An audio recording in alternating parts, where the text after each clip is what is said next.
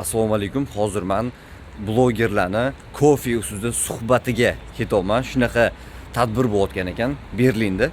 Men hozir ketyapman. Ko'ramizmi bular ekan? Mamnun ko'r. Oh my god. Lamborghini. O'zi bu tadbir bo'layotgan bino ham, ko'chalar ham, atrof ham juda ham chiroyli ekan, yaxshi qurilgan, o'ziga yarasha stilga ega bo'lgan bunaqa binolardan ichkariga kirib bordik. Juda katta joy ekan, har xil narsalarga, har xil bo'limlarga bo'lingan ekan. A, B, C, D, E qilib binolar bo'limlarga bo'lingan ekan va har bir bo'limda odamlar ijaraga olib o'zini tadbirlarini o'tkazishlari mumkin ekan. Men birinchi bo'lib kelib, sekin joyimga o'tirib olib, akalar bilan gaplashib o'tirdim.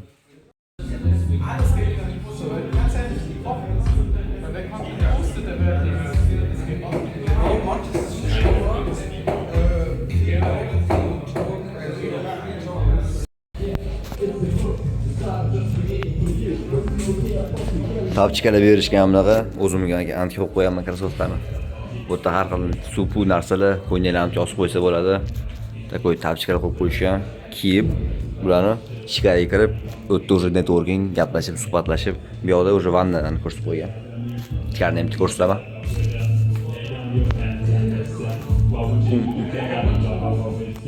Bu yerda kofe qilsa bo'lar ekan. Kofe, suv, o'zi kofe partiyda bu.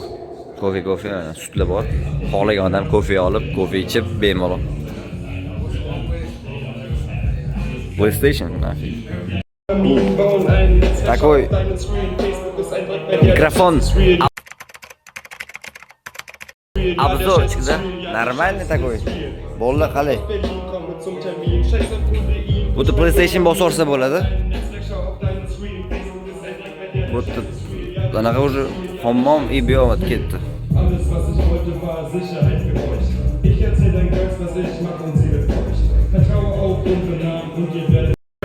Basically faqat mashina o'zi bor ekan, bu joy faqat gaplashdik, suhbatlashdik odamlar bilan, boshqa blogerlar bilan yoki shu sohaga qiziqmoqchi bo'lganlar bilan va bo'ldi, boshqa hech narsa bo'lgani yo'q.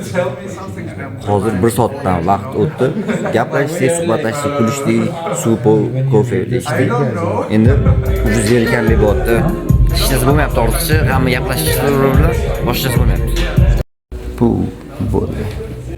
Menga bugunga yetadi bunaqa joylar. Men oyog'ini berdim, srochna, tezda. Bo'ldi.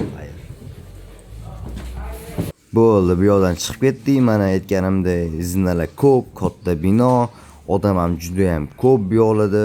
Men bilan birga mana turk yangi tanishgan o'rtog'im Muhammad billa ketyapmiz. Kelamizga yoqmadi unchalik. Bo'ldi dedi, ketdik. Men bitta hozir katta ehtimol raqqoslarni kursi bo'pti.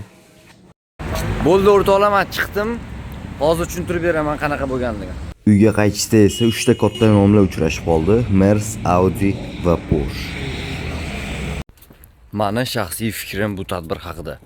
Meni kutuvlarim sal boshqacha bo'ldi, to'g'risi, chunki bular ancha seryozni, ya'ni jiddiyroq qarashadi deb o'ylagandim, lekin unaqa bo'lmadi.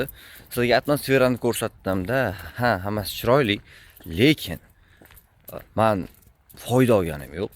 Shu muammo bo'ldi. Ya'ni men bugun o'rgangan narsam shunaqa bo'ldiki, agar qanaqadir organizatsiyalar, tashkilotlar, kompaniyalar katta bo'lsa, katta nomlar bo'lsa, big names bo'lsa, ishonchli kompaniyalar bo'lsa, unda mana shunaqa tadbirlar o'tkazsa, borurish kerak-da, o'ta foydali bo'ladi. Lekin no name bo'ladigan bo'lsa, ya'ni hech kim tanimaydigan qanaqadir tashkilot, kompaniya, uni ustiga bepulga chaqiramiz, kelinglar, anaqa bo'ladi desa, bitta o'ylab ko'ringlar. Balkim vaqtinglarni yo'qotarsizlar. Men masalan 3 soatmi, 4 soat vaqtimni yo'qotdim, yo'l bilan birga qo'shganda. Chunki o'tda bordim-da, odamlar bilan tanishdim, rus bolalar bilan tanishdim, hind bolalar bilan tanishdim. Keyin yana ba'zi bir nemislar, turk, har xil bolalar bilan tanishdim, lekin tanishish, men borgan maqsad boshqa narsa edi. Men shu blogerlikka oid nimadir o'rganmoqchi edim. Hech narsa bo'lgani yo'q. O'tda просто odamlar bilan shunchaki gaplashib o'tirish bo'ldi. Просто gaplashib o'tirasiz, networking qilasiz, bo'ldi. Boshqa narsa bo'lmaydi. Uni kelgan odamlar ham bu katta blogerlar emas, hech kim tanimaydigan odamlar, to есть menga o'xshagan одинаковый bir xil holatda hamma tam 0 ga hech narsani o'rgata olmaydi. 0 bilan 0 ga qo'shilib 1 bo'lib qola olmaydi u yerda hozir. Shunga men nimadir o'rganaman deb bordim. hech o'rganganim yo'q. Shunga bunaqa eventdan bunaqa emas, qo'l pastga qaratilyapti. Unchalik yoqqani yo'q. No, shunga o'ziga yarasha tajriba bo'ldi. Endi keyingi safar o'ylab boraman, qayerga borsam ham. Agar ishonchli katta kompaniya, qanaqadir bir organizatsiya qilayotgan bo'lsa, pulli bo'lsa ham, ja qimmat qilmasa, borsa bo'ladi. No name hech kim tanimaydigan tashkilotlar chaqirayotgan bo'lsa, o'zim xohishimga qarab yo boraman, yo bormayman. Va sizlarga ham shunday maslahat beraman.